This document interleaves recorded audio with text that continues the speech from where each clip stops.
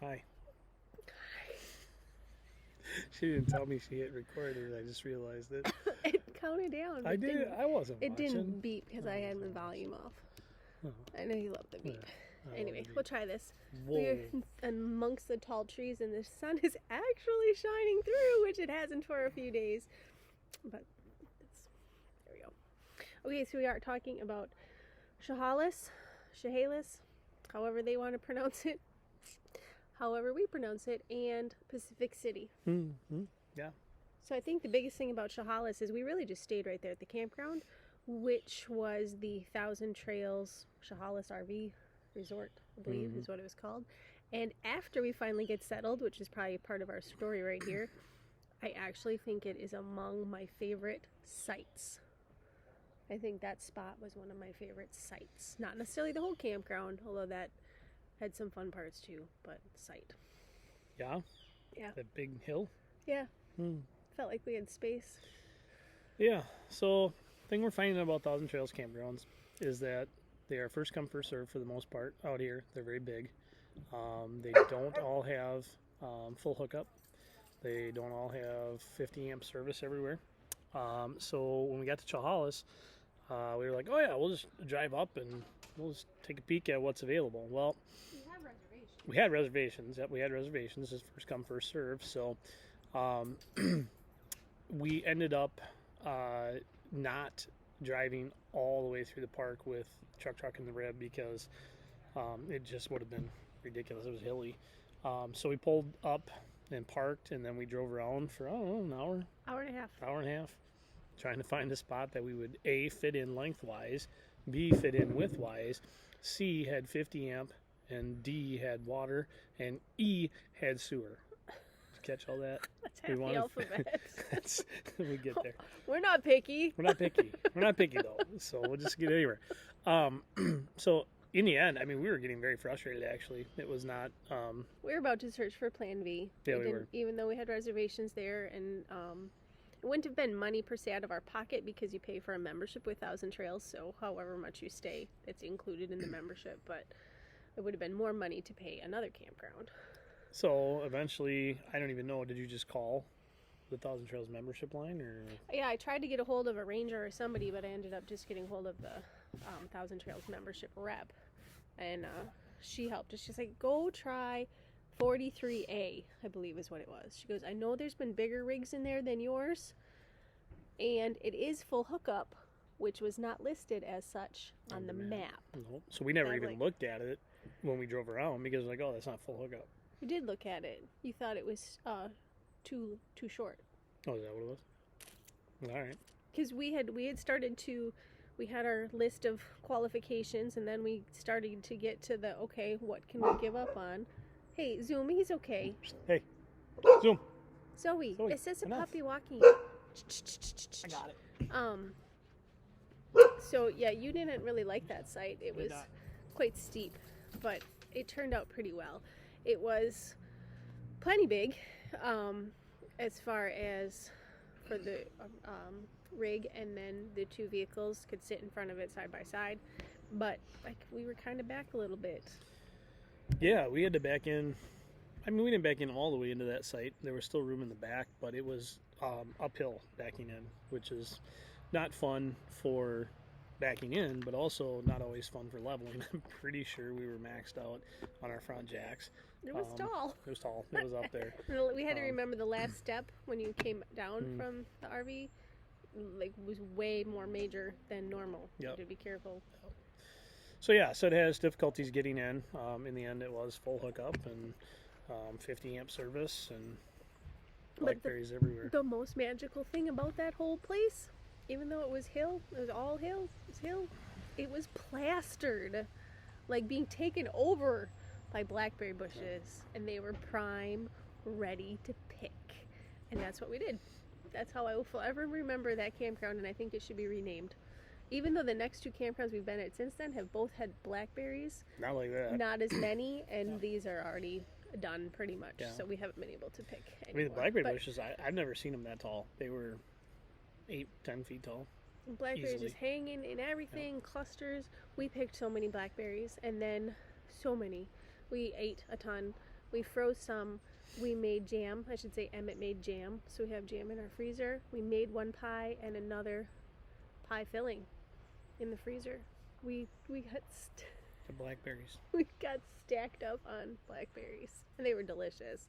They were even better when they were like warm and sun ripened, and they just, when they were ready to be picked, they just fell off, and they were delicious. But really, that was our experience at Chehalis. Besides running a few errands.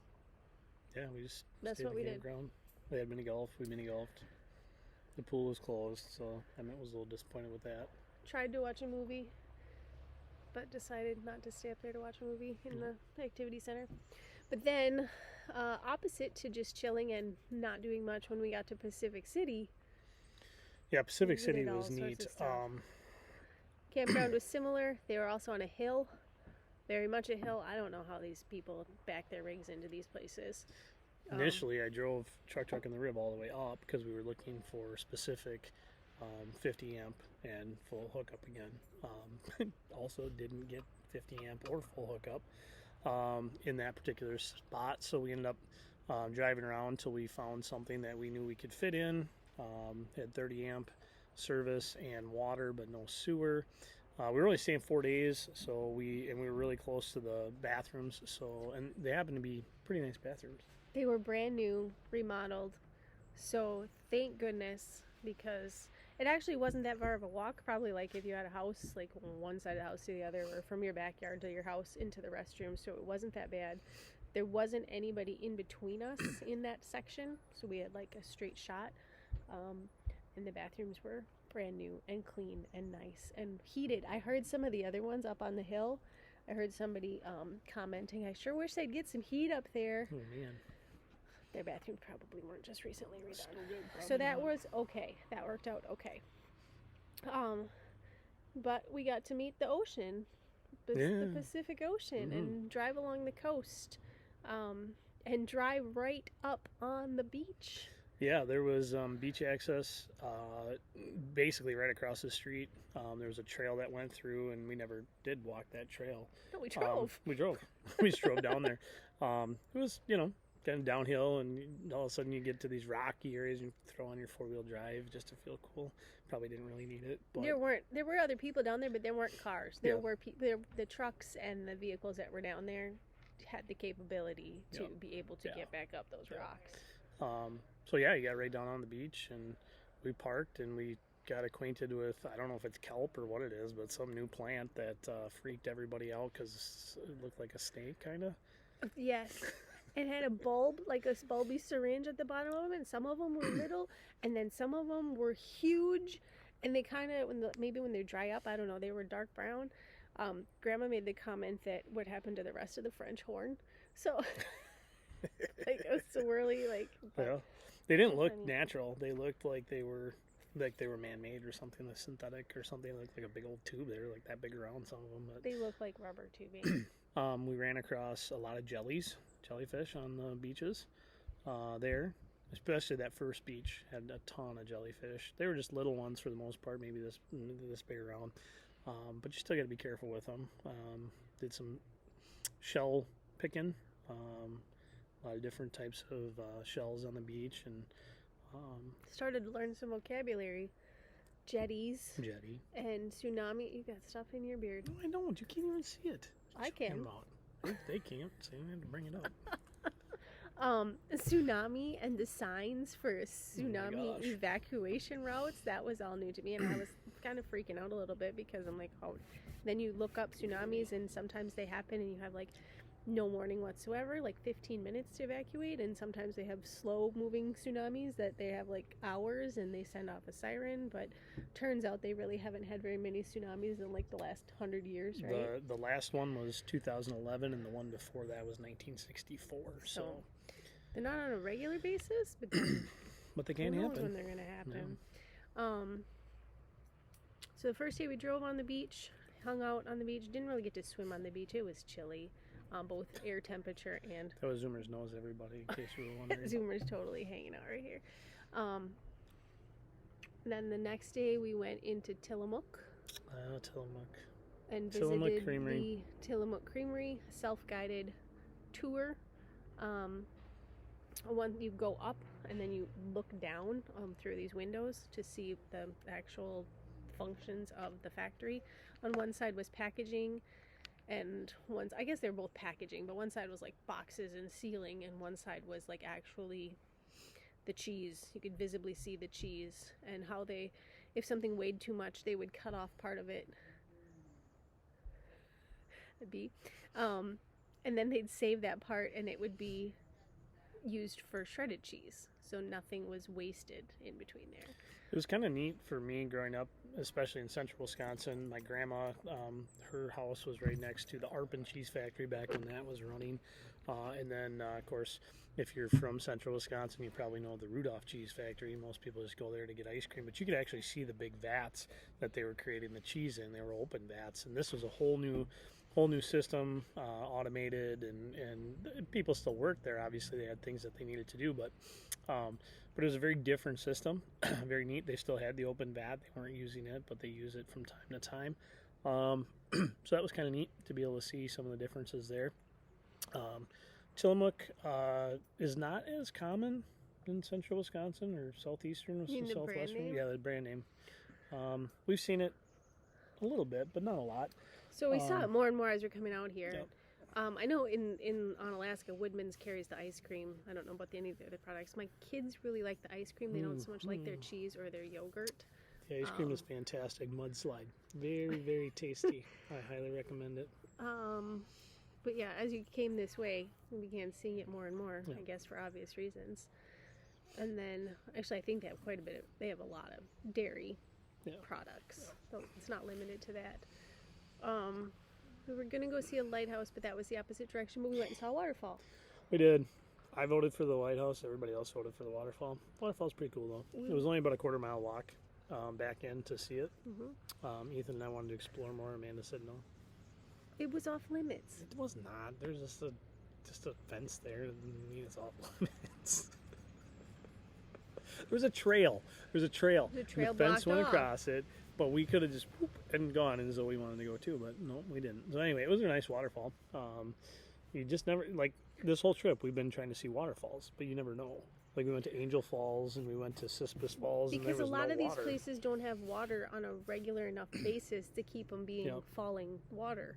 So they call their rainy season. We don't consider a rainy season in Wisconsin. Waterfall, ran a few errands, and then went back to a different beach.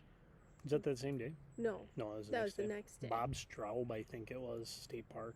That was a nice beach. That was a really, there were dunes this time. So sand dunes is a big thing out here. And Tillamook didn't have any. Pacific City, where we were camping, really didn't have any. But when we went in a little bit further, and just on the other side of Pacific City, that's where the dunes started. So had some sand dunes there, and then you come up over the sand dune and right down to the ocean. And that beach was probably cleaner in terms of it didn't have a lot of jellies. I think we only found a couple jellyfish. And I think they maybe raked it or cleaned all those other plant life that had washed up. I think because that's kind of a people area. There were big piles of those plant things we were talking about earlier piled up. So maybe they came in and piled those up. Again, found a lot of shells. Saw a lot of crab shells. Had a great time collecting sand dollars. Partial sand dollars. We ended up walking down, I don't know, about 2.25 miles probably down the beach. And then we decided to turn around and come back. We were in search of sea lions is what we were in search of. We were told maybe we'd be able to get there and see some, but we weren't on the right path. We weren't on the right path somehow. But anyway, when we turned around, all of a sudden there was a sea lion just hanging out in the surf. And the surf was good surf. It wasn't like small waves. It was pretty good sized waves. So there was a sea lion, Bell named him Herbert. And he just kind of seemed to follow us for, I don't know, probably a good mile. I think he was as curious about us as we were about him. Because he hollering, Herbert, come here. And actually, almost every time we saw him, he got a little bit closer in, but then eventually you just didn't see him anymore. So We found out some cool things about sea lions looking up facts. They can hold their breath for up to 20 minutes, so that's cool. So Herbert didn't even need to come see us. He could have just. We also have a theory that the pelicans that are out here, California pelicans, brown pelicans, would follow the sea lions. So whenever we saw a pelican flying, we're like, hey, let's see if Herbert comes. And sure enough, I would say about 60 to 70% of the time, we would see Herbert right after we saw it. We saw him like 3 times, and you have percentages. I have percentages. Listen, 85% of all statistics are made up, including the one I just mentioned. It's fine. Okay, anyways, that theory came from Emmett, who was pretty convincing. And he used to be a huge Wildcat fan and learned stuff like that. So we have no reason not to believe him, because it makes sense. It makes sense. So anyway, we saw a sea lion. That was awesome. And that sand, the Pacific Ocean sand, where it's clean, not with like dead crabs all over it, is the nicest sand ever. No rocks. Yep. So nice to walk on. But when we went, that last beach that we were at, when we had to walk down that sand dune, coming back up that sand dune, that was challenging. That was worse than climbing like a snow hill. Yeah, it was. It was pretty, because you would step in and you'd sink back down, step in, sink back down. I was very grateful to have Zoomer's help to come up that hill.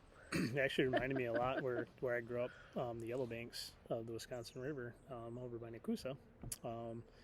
Kind of reminded me of that. I had to carry Cadbury up those Yellow Banks one time. He was a big dog. He was about 120 pounds, 125-pound yellow lab. I picked him up on my shoulders and carried him up. Anyway, the other things that we did at that particular campground, they had an indoor pool. Sort of. It was covered. It was. I mean, they had sliding panels on the roof that would open, but their heater in the pool was not working correctly, and it was cold. Emmett didn't care, and he convinced me to go in many times when I didn't want to. We did go in the hot tub. The hot tub was pretty nice. So that was an outdoor hot tub, and it was nice temperature. The jets didn't work real well, but the lodge was actually pretty nice overall. They had a pool table and ping pong underneath. Which we had to go to because we couldn't get our satellite internet to work, because it was also similar to this with very tall trees. Yeah, tall trees and Starlink don't go together. They said they didn't in West Glacier. They don't now. It's fine. Saw a few really pretty sunsets. Yep. And that probably about sums it up. Yeah, that's about it from Pacific City. It was good. I really liked Pacific City in terms of the setting. Just the fact that you were so close to the beach and could get there fairly easily. You could hear it. Yeah.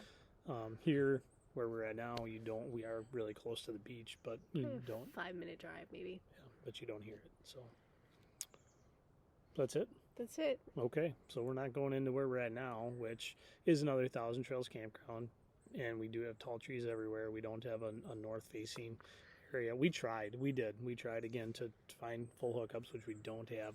We're not going into that right now. Not going into that right now because we're at 1821, so we're not going into that. Stop. But anyway, so we're here just a little bit further down the coast of Oregon, and we're going to continue down the coast of Oregon to, I forget where. But anyway, bye for now.